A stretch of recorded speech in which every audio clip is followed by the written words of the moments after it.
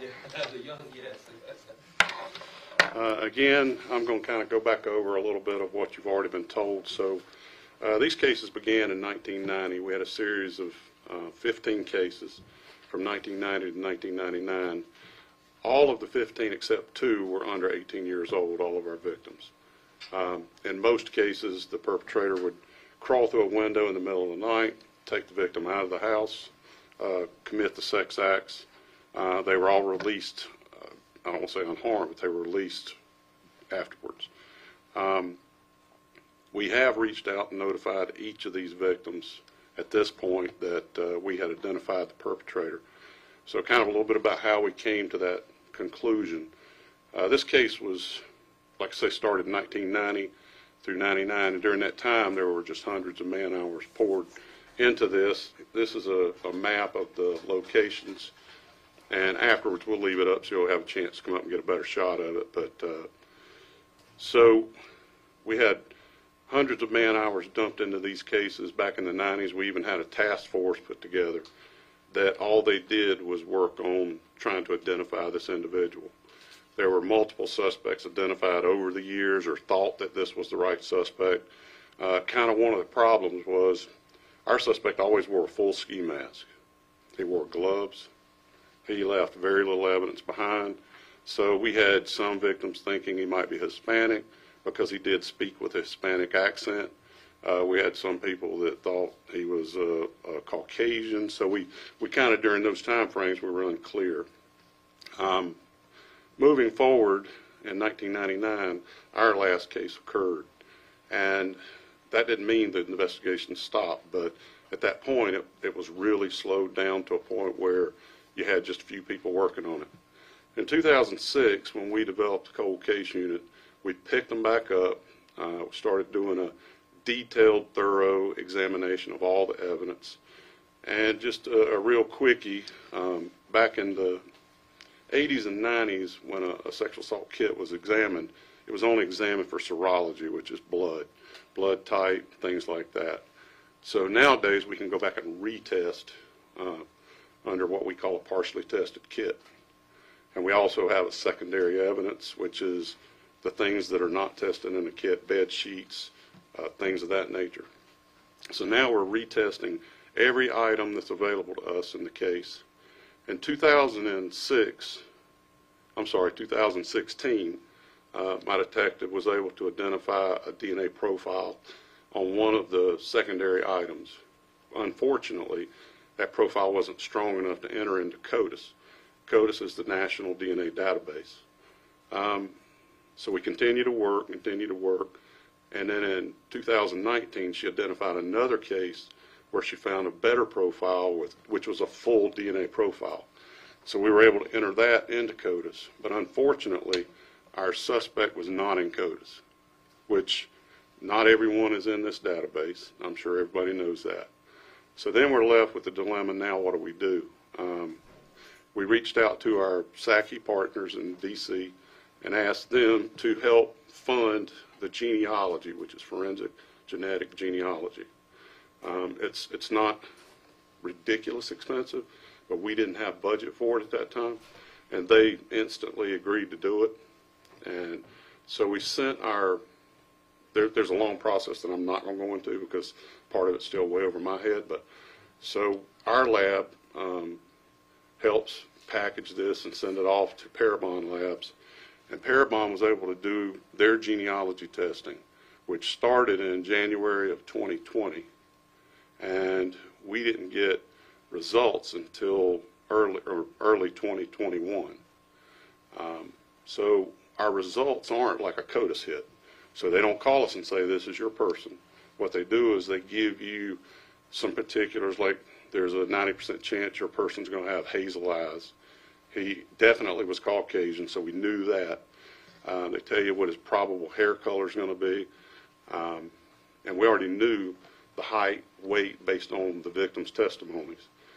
So what they did was they're able to tell you our person is going to be related to a great-great-grandfather or great-great-grandmother. And then we have to do the legwork to figure out who possibly was in Charlotte, who had the opportunity, who had that particular mindset to do these crimes. So after hundreds of just literally pouring through the internet, looking through newspapers.com, some of these other sources that we had to utilize, ancestry.com, my detective and my psych coordinator were able to narrow it down to a particular suspect.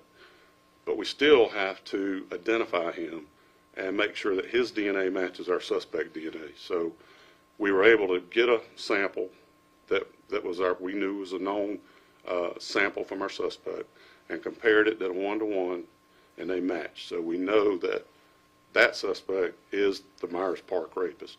And let's see, with stuff's been going on lately, let's make sure we're talking about community Myers Park, not the school. Okay. So now I'm going to open to questions. Can you chat a little bit? Were you able to decide or learn why they stopped from 1990 to 1999? He was active and then stopped. Are you exploring the possibility that there may be other communities that have been impacted? Well, we're certain that there are other communities. We're working closely with VICAP, which is a branch of the FBI, to help us do a timeline there. We know he's lived in California, Texas, Ohio, and so what we've done is we're working with VICAP. They're helping us do a timeline on everywhere that they can find that he's lived across the country. Then our plan is to reach out to each of these agencies to say, we know during these time frames he lived in your neighborhood. This is his MO. This is how he did it. So go through your cases and see if you have any that match. Now ours, we know of at least 2 others that he's responsible for, and I'm not at liberty to discuss those because they're still working them to try to prove. But it would not surprise me if he's not responsible for 50 or more across the country, because you got to stop and think he started in Charlotte when he was 49 years old, and people don't become rapists at 49 years old. So throughout his younger years, I feel certain that he did this all across the country. And did he move from Charlotte after 1999? Is that why they stopped here? Was he in prison or jail? No, but you got to think, he's 59 years old now, so he's pushing that time where people do age out of particular crimes, and I think he was starting to age out a little bit, but one of the ones we know he did was after that. And he stayed in the Charlotte region. Now he's northern Mecklenburg County up into the Denver area and on up into the Statesville area. So that was kind of his grounds, and it's to our knowledge he was here until he died in 2008. Was he ever arrested for any other crimes throughout his life? Yes, for sure. He was arrested here in 2001 for possession of burglary tools, and he was convicted of that. But this is pre, the DNA laws, so we did not have a DNA sample in CODIS. When you look back on those case files from the 90s, was his name in any of that suspect list? You had multiple suspects. His name had never come up, and I'm telling you, we had dozens and dozens of names in that file.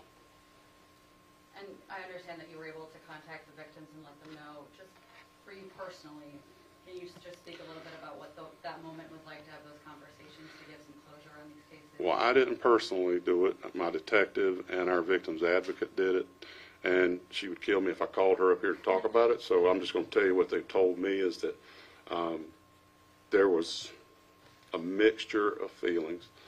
They were all grateful. Some thought the cases had been cleared already because over the years, you guys know better than me, but every time there's a sex assault, if it occurs in a particular neighborhood, they dub them the whatever rapist. So there was another person the media dubbed Myers Park rapist a while back that we caught. So they saw that and thought that was their perpetrator, but it was not. That subject is still in prison. He's in prison for life. He'll never get out. But they're all grateful. They're probably, some of them may be watching this now because it's on Facebook Live. So we've notified them, and hopefully they'll get closure in some fashion. And for your detectives who have spent so much time and resources and going through the genealogy and the obituaries and trying to use every resource available and to be able to give that piece of closure, what does it mean for your detectives? Well, I mean, I know they're thrilled, they're excited. Even we reached out to former detectives who worked on the case. They're all very thrilled and excited.